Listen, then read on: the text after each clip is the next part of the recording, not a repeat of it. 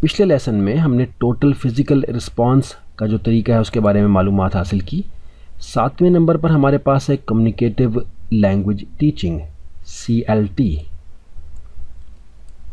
اس کو دیکھ لیتے ہیں. The focus of this method is to enable the learner to communicate effectively and appropriately in the various situations. The content of CLT courses are functions such as inviting, suggesting, complaining, or notions such as the expression of time, quantity, location. Objective of this method was to acquire communicative proficiency rather than master some linguistic structure. اب اس کی کچھ تشریح دیکھ لیتے ہیں. اس طریقہ کار کا مقصد مختلف حالات میں مؤثر اور مناسب طور پر بات چیت کرنے کو سیکھنا ہے. CLT جس سے کہ مراد کمیونیکیٹو لینگویج ٹیچنگ ہے، یعنی بات چیت کی زبان کا سیکھنا.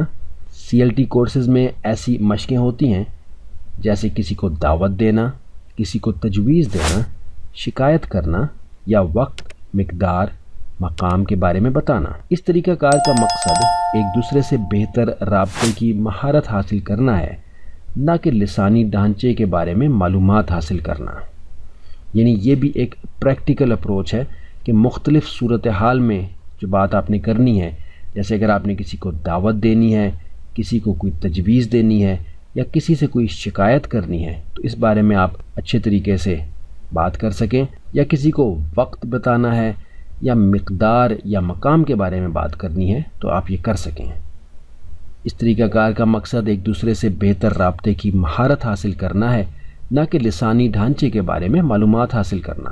دراصل ہوتا یہ ہے کہ طریقہ کوئی بھی اختیار کیا جائے، جملے کے ڈھانچے کو سمجھنا اور دیگر صورتحال میں بات کرنے کی صلاحیت حاصل کرنا خود سے ہو جاتا ہے.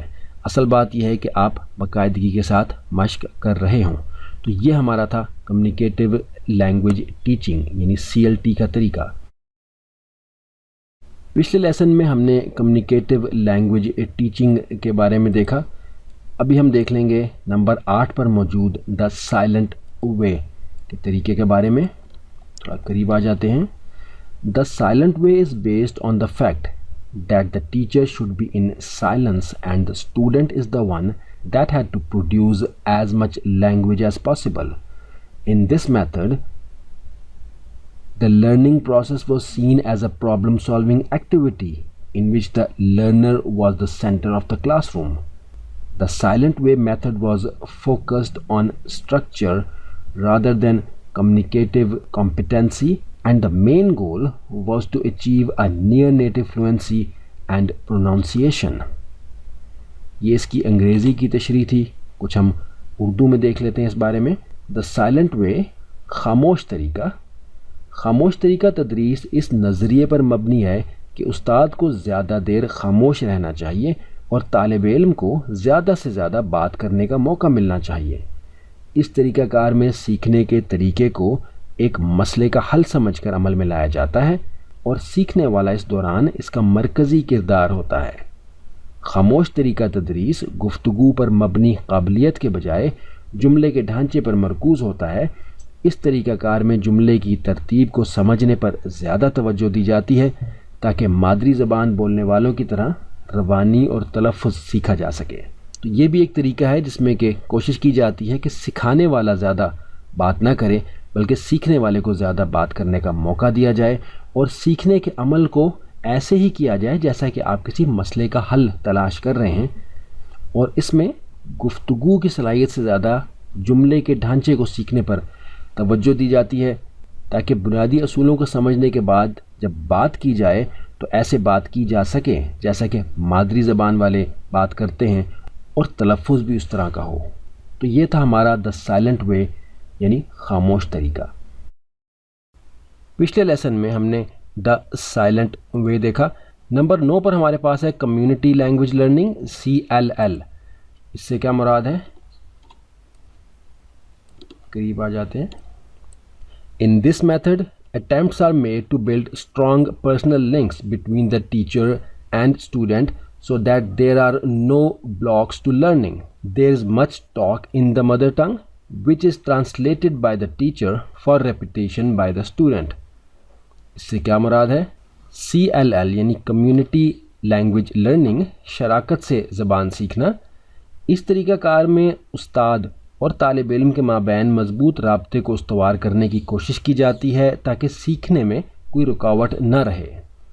مادری زبان میں بہت بات کی جاتی ہے جس کا ترجمہ اساتذہ کرتے ہیں تاکہ طالب علم اس کو دہرا سکیں، یعنی یہ بھی ایک عملی مشق کا طریقہ ہے، لیکن اس میں نظریہ یہ ہے کہ اگر اسٹوڈنٹ اور ٹیچر میں یعنی سیکھنے والے اور سکھانے والے میں، استاد اور شاگرد میں اگر رابطے میں کمزوری ہوگی، مثال کے طور پہ اگر کسی کلاس میں طلبہ کی تعداد زیادہ ہو یا استاد کا رویہ بہت سخت ہو یا کسی بھی اور طرح طالب علم کو استاد سے رابطے میں مشکل یا جھجک محسوس ہو، تو تمام صورتوں میں سیکھنے کا عمل صحیح طرح سے نہیں ہو پائے گا۔ اس کے لیے استاد اور طالب علم کے رابطے میں کسی طرح کی رکاوٹ نہیں ہونی چاہیے، اور اس طریقہ کار میں مادری زبان میں بہت بات کی جاتی ہے جس کو کہ اساتذہ ترجمہ کرتے ہیں تاکہ طالب علم اس کو دہرا سکیں اور اس کو سمجھ سکیں۔ تو یہ تھا کمیونٹی لینگویج لرننگ یعنی CLL کا ٹیچنگ میتھڈ۔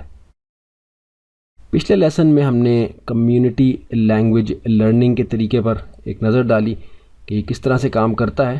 اس کے بعد 10ویں نمبر پر ہمارے پاس ایمرجن میتھڈ ہے، اس کا تھوڑا جائزہ لے لیتے ہیں۔ This method corresponds to a great extent to the situation we have at our school. Students are immersed in the English language for the whole of the school day and expected to learn math, science, and social studies, etc. through the medium of the target language, English. کیونکہ یہاں مراد English زبان ہے، تو اس سے کیا مراد ہے اس کا جائزہ لے لیتے ہیں۔ ایمرجن یعنی جذب ہونے یا شمولیت اختیار کرنے کا طریقہ۔ یہ طریقہ کار ہمارے بعض تعلیمی اداروں میں دیکھا جا سکتا ہے جس میں طلبہ پورا دن ریاضی، سائنس اور سماجی علوم وغیرہ انگریزی زبان میں سیکھتے ہیں، یعنی الگ سے خاص توجہ نہیں ہے، اس کو ایک مضمون کے طور پر ہی پڑھا جائے گا، لیکن اس ادارے میں یا اس جگہ جہاں یہ زبان سیکھی جا رہی ہو، چاہے انگریزی ہو یا کوئی بھی اور زبان ہو، ایک ایسا ماحول بنا دیا جائے گا کہ جہاں جو بھی کام کر رہے ہیں، اگرچہ وہ ریاضی پڑھ رہے ہیں، سائنس پڑھ رہے ہیں یا سماجی علوم پڑھ رہے ہیں یا کوئی بھی اور سبجیکٹ پڑھ رہے ہیں، کسی بھی موضوع پر بات کر رہے ہیں، تو اس میں وہ اس زبان کو استعمال کریں گے جو کہ وہ سیکھنا چاہتے ہیں۔ یعنی اگر ایمرجن میتھڈ ہی اگر عربی سیکھنے کے لیے استعمال ہوگا تو وہاں عربی استعمال ہوگی، اگر اردو کے لیے ہوگا تو اردو استعمال ہوگی، اور یہاں موضوع کیونکہ انگریزی ہے تو یہ انگریزی استعمال ہوگی۔ اس حوالے سے ہم ذکر کر دیں کہ بعض اسکولوں میں آپ دیکھتے ہیں کہ بچے اگرچہ انگریزی میڈیم اسکول میں پڑھ رہے ہیں لیکن ان کی انگریزی بول چال کمزور ہوتی ہے، اور قریب کہیں کسی دوسرے اسکول میں بچے انگریزی کا وہی نصاب پڑھ رہے ہوتے ہیں لیکن ان کی بول چال بہت بہتر ہوتی ہے۔ تو عمومی طور پر جیسا یہاں ذکر کیا گیا ہے کہ یہ طریقہ کار ہمارے بعض تعلیمی اداروں میں دیکھا جا سکتا ہے کہ وہاں بچوں کو پابند کیا جاتا ہے کہ آپس میں بات چیت کرنی ہے، استاد سے بات کرنی ہے، یا کسی بھی مضمون کو پڑھتے ہوئے جو رابطے کی زبان ہے وہ انگریزی استعمال ہوگی، تو ان بچوں کی بول چال کی انگریزی بہت بہتر ہوتی ہے، اور عمومی طور پہ سمجھا جاتا ہے کہ یہ عمل جو ہے یہ مہنگے اسکولوں میں ہو سکتا ہے، جو سرکاری اسکول ہیں یا کم فیس وصول کرنے والے پرائیویٹ اسکولز ہیں وہاں ایسا نہیں ہو سکتا۔ تو بالکل وہاں بھی ایسا ہو سکتا ہے، تعلیمی اداروں میں بھی ہو سکتا ہے، مدارس میں بچوں کی عربی زبان کو بہتر کرنے کے لیے ایمرجن میتھڈ استعمال ہو سکتا ہے، لیکن اس میں جو ایک اہم بات سمجھنے کی ہے وہ یہ ہے کہ ایمرجن میتھڈ جہاں اپلائی ہوگا وہاں جو اساتذہ ہوں گے، پڑھانے والے جو ہوں گے وہ کمپیٹنٹ ہوں گے، وہ زبان کے ماہر ہوں گے۔ ایسا نہیں ہوگا کہ پڑھانے والا اگر بول چال کی عربی یا انگریزی میں کمزور ہے اور وہاں ایمرجن میتھڈ اپلائی کر دیا تو اسٹوڈنٹس، طلباء، سیکھنے والے اس سے استفادہ حاصل کر سکیں، کیونکہ یہاں جتنی غلطیاں، کمزوریاں ہوں گی وہ استاد کے ذریعے سے ہی دور ہوں گی، کیونکہ رہنمائی استاد نے ہی کرنی ہے۔ تو اگر وہ خود بول چال میں کمزور ہیں تو وہاں ایمرجن میتھڈ اپلائی نہیں ہو سکتا، اور یہی وجہ ہے کہ عمومی طور پہ تعلیمی اداروں میں ایمرجن میتھڈ اپلائی نہیں کیا جاتا، کیونکہ وہاں اساتذہ خود بول چال میں کمزور ہوتے ہیں، اگرچہ عربی تکلم کے حوالے سے مدارس کا ماحول ہو یا انگریزی بول چال کے حوالے سے انگریزی میڈیم اسکولوں کا ماحول ہو۔ تو یہ تھا ہمارا ایمرجن میتھڈ۔ 10ویں نمبر پر ہم نے ایمرجن میتھڈ دیکھا اور اس کے بارے میں کچھ معلومات حاصل کی۔ 11ویں نمبر پر ہمارے پاس ہے ٹاسک بیسڈ لینگویج لرننگ، اس کو دیکھ لیتے ہیں۔ The focus of the teaching is on the completion of a task which in itself is interesting to the learners. learners use the language they already have to complete the task and there is little correction of errors. Task based language learning. اس طریقہ کار میں کسی کام کو مکمل کرنے کی طرف توجہ دی جاتی ہے جو کہ سیکھنے والوں کے لیے بھی دلچسپی کا باعث ہوتا ہے. سیکھنے والے اس دوران زبان کا اس قدر استعمال کرتے ہیں جو کہ وہ پہلے سے جانتے ہیں اور اسی دوران ان کی اصلاح بھی ہوتی جاتی ہے. یعنی کسی کام کو کرنے کے دوران زبان کا سیکھنا، کوئی ٹاسک دینا اور ٹاسک بھی ایسا جو کہ سیکھنے والوں کے لیے دلچسپی کا باعث ہو. تو اگر چھوٹی عمر کے بچے ہیں اور آپ ان کو کوئی ایکٹیویٹی کرا رہے ہیں، اگرچہ وہ کوئی کھیل سے متعلق ہے، کوئی چیز بنانے سے متعلق ہے یا کوئی بھی اور ایکٹیویٹی ہے جس میں کہ ان کی دلچسپی بھی ہے، تو اس دوران زبان کا جو استعمال ہوگا اس کو مقرر کر دیا جائے گا کہ وہ ٹارگٹ لینگویج ہو جو کہ آپ زبان سیکھنا چاہتے ہیں، عربی ہے یا انگریزی ہے یا کوئی بھی اور زبان ہے، اور اس دوران وہ اتنی زبان استعمال کریں گے جتنی کہ وہ جانتے ہیں. اگرچہ وہ چند الفاظ ہی جانتے ہیں لیکن اسی کا استعمال کریں گے. اور اس ایکٹیویٹی کے دوران جب ان کی تھوڑی بہت اصلاح ہوگی کہ وہ کچھ کہنا چاہ رہے ہیں کہہ نہیں پا رہے یا کہنے کے دوران اپنی مادری زبان کے کچھ الفاظ استعمال کر رہے ہیں، تو ان کی کریکشن ٹیچر یا استاد نے کرنی ہے. تو اس سے ان کی ووکیبلری بھی بڑھتی جائے گی، ورڈ آرڈر یعنی الفاظ کو ترتیب سے رکھنے کی صلاحیت ہے وہ بھی بہتر ہوتی جائے گی، اور گرامر سٹرکچر جو ہے ورڈ آرڈر کے تحت وہ خود سے ٹھیک ہو جائے گا، الگ سے ان کو سکھانا نہیں پڑے گا. اور یہ وہ طریقہ ہے کہ جس سے ہم عام طور پہ بھی استفادہ حاصل کرتے دیکھتے ہیں چھوٹے بچوں کو، نئی زبان سیکھنے والے بچوں کو. تو اس کو بھی اگر شامل کر لیا جائے سیکھنے کے عمل میں، سکھانے کے عمل میں، تو بہت آسانی ہو سکتی ہے. تو یہ ہمارا ٹاسک بیسڈ لینگویج لرننگ کا طریقہ تھا. پچھلے لیسن میں ہم نے ٹاسک بیسڈ لینگویج لرننگ کا طریقہ دیکھا. ابھی اس کے بعد ہم جلدی سے دیکھ لیتے ہیں 12ویں نمبر پر دا نیچرل اپروچ. بہت ہی مفید طریقہ ہے یہ بھی. اس کے بارے میں یہاں ہمارے پاس لکھا ہے کہ this approach stresses the similarities between learning the first and second languages. There is no correction of mistakes.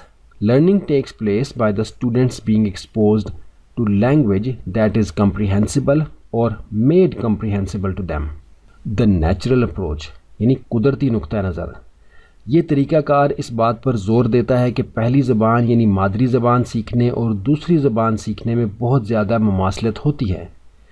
اس طریقہ کار میں اصلاح پر زیادہ زور نہیں دیا جاتا، بلکہ طلباء کے سامنے سیکھی جانے والی زبان کی ایسی مثالیں لائی جاتی ہیں جو ان کی سمجھ میں آ جائیں یا ان کو سمجھا دی جائیں. یعنی اگر ان کے سامنے کوئی مثال لائی جائے گی جو کہ وہ سمجھ نہیں پا رہے تو ان کو وہ سمجھا دی جائے گی اور اصلاح پر زیادہ زور نہیں دیا جائے گا. اور ہم جانتے ہیں کہ قدرتی طور پر جو ہم نے زبان سیکھی اپنے ماحول میں رہ کر، وہاں ہر چیز کی اصلاح نہیں کی گئی بلکہ خود سے اصلاح ہوتی گئی، کیونکہ ہم مثالوں کو آبزرو کرتے تھے، ان کا مشاہدہ کرتے تھے کہ ہمارے بڑے کس طرح سے بات کر رہے ہیں، اور پھر وہ جملہ اور الفاظ کی ترتیب خود سے ٹھیک ہوتی چلی جاتی تھی. ایک بار پھر پڑھ لیتے ہیں کہ یہ طریقہ کار اس بات پر زور دیتا ہے کہ پہلی زبان یعنی مادری زبان سیکھنے اور دوسری زبان سیکھنے میں بہت زیادہ مماثلت ہوتی ہے. اس طریقہ کار میں اصلاح پر زیادہ زور نہیں دیا جاتا بلکہ طلباء کے سامنے سیکھی جانے والی زبان کی ایسی مثالیں لائی جاتی ہیں جو ان کی سمجھ میں آ جائیں یا ان کو سمجھا دی جائیں. تو یہ تھا ہمارا دا نیچرل اپروچ کا طریقہ. پچھلے لیسن میں ہم نے دا نیچرل اپروچ کا جائزہ لیا. اس کے بعد ہمارے پاس ہے دا بائی لنگول میتھڈ. اس سے کیا مراد ہے اس کو ابھی ہم یہاں دیکھ لیتے ہیں. The bilingual method is that the understanding of words and sentences in foreign language can be made easier by the use of mother tongue. Bilingual method is the combination of the direct method and the grammar translation method. اب یہ direct method اور grammar translation method ہم پہلے دیکھ چکے ہیں. آپ چاہیں تو پیچھے جا کر دوبارہ سے دیکھ سکتے ہیں. یہاں ہم دیکھ لیتے ہیں کہ اس سے کیا مراد ہے. بائی لنگول میتھڈ یعنی دو لسانی طریقہ جس میں کہ دو زبانیں استعمال کی جاتی ہیں. دو لسانی طریقہ یہ ہے کہ مادری زبان کے الفاظ اور جملوں کے استعمال کے ذریعے سے غیر ملکی زبان کو آسان بنایا جاتا ہے. دو لسانی طریقہ امتزاج ہے، دا ڈائریکٹ میتھڈ یعنی براہ راست سیکھنے کے طریقے کا، اور the grammar translation method grammar اور ترجمہ کا طریقہ. یہ دونوں ملتے ہیں اس کے اندر اور اس میں نظریہ یہ ہوتا ہے کہ ضروری نہیں ہے کہ آپ کوئی بات کرتے ہوئے، کوئی بات سمجھاتے ہوئے ٹارگٹ لینگویج یعنی کہ جو زبان آپ سیکھ رہے ہیں صرف وہی استعمال کریں، بلکہ اس کے دوران آپ اپنی مادری زبان بھی استعمال کر سکتے ہیں تاکہ سمجھنا آسان ہو جائے اسٹوڈنٹ کے لیے۔ اسی لیے اس کا نام بائی لنگول میتھڈ ہے، یعنی دو لسانی طریقہ جس میں کہ ایک سے زیادہ زبانیں استعمال کی جاتی ہیں، اور عمومی طور پر اس میں مادری زبان اور جو زبان آپ سیکھ رہے ہیں وہ استعمال ہوتی ہے۔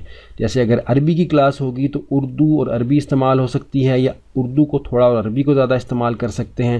اسی طرح اگر انگریزی کا کورس ہے، انگریزی کی کلاس ہے، تو آپ انگریزی کے جملوں کو سمجھانے کے لیے، الفاظ کو سمجھانے کے لیے اردو کا استعمال بھی کرتے ہیں۔ عمومی طور پر اسکولز میں ہم دیکھتے ہیں کہ انگریزی کی کلاس میں بھی ٹیچر اردو ہی بولتے ہیں، تو اس کو بھی بائی لنگول میتھڈ کہہ سکتے ہیں، لیکن کیونکہ اس میں نصاب جی ٹی ایم یعنی گرامر ٹرانسلیشن میتھڈ کی بیس کے اوپر ہوتا ہے، اس لیے پھر وہ لیسٹ پروڈکٹیو بن جاتا ہے، کیونکہ اس میں اصولی طور پر وہ صرف گرامر کے رولز پر، اصول و قواعد کے زبانی یاد کرنے پر، ووکیبلری سیٹس کے یاد کرنے پر اور امتحانات کے پاس کرنے پر توجہ دے رہے ہوتے ہیں، جبکہ اصل صلاحیت بچوں کی سننے اور بولنے کی پریکٹس کرنے سے بہتر نہیں ہو رہی ہوتی۔ تو اس اعتبار سے عام طرز تدریس کے اندر اختیار کیے گئے طریقے کو بائی لنگول میتھڈ نہیں کہہ سکتے۔